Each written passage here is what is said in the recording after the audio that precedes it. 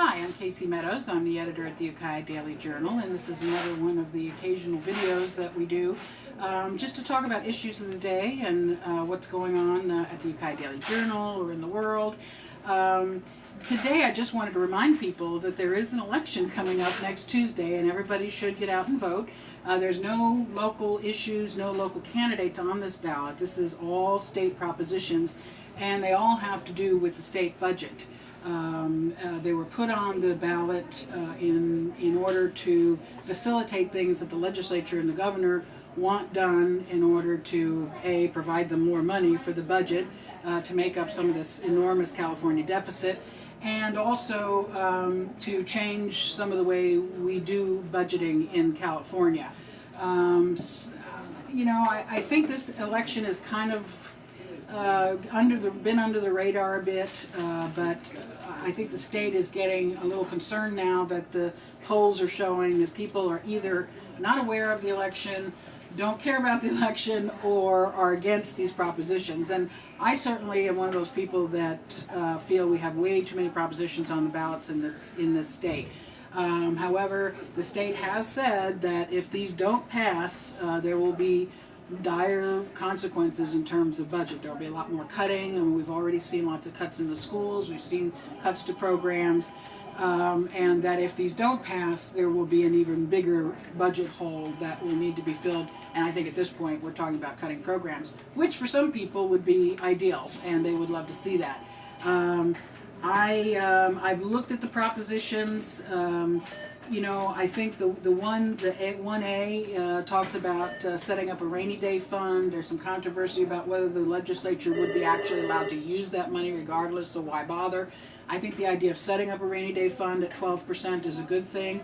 1B is talking about education funding, and they're going to need to use some of the education funding to fill some of the deficit holes, but under this they promise that this will be backfilled to the schools. I think the school populations, the teachers, the people in the school, in the education area, think that's okay. Now 1C is lottery modernization. That basically will allow them to borrow from future lottery numbers, revenues, in order to fill some of the problem, the budget problem. Borrowing from future revenues always seems like a bad idea. They say they really need to do this. I'm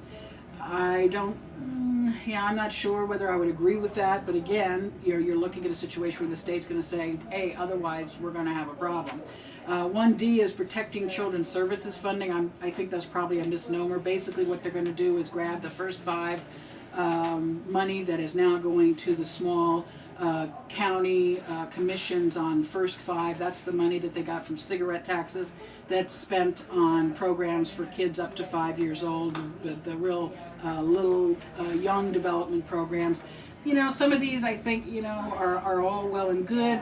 I think when you're in this kind of a budget situation, maybe that money is better spent in a general way, so I think I probably agree with that one.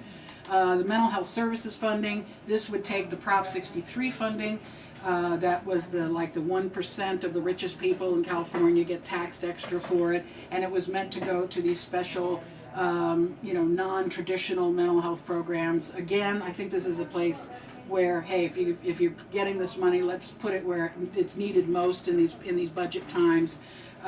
So I think that I will probably support that one. I don't see any real evidence that Prop 63 has made a big difference in mental health. So I think when times are tough, you just need to get the basics done.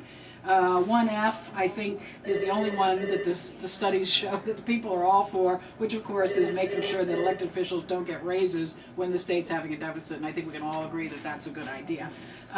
So anyway, you know, study your book. You know, everybody gets one of these voter guides from the state, so, you know, give it a look and just make sure that you do go out and vote on Tuesday.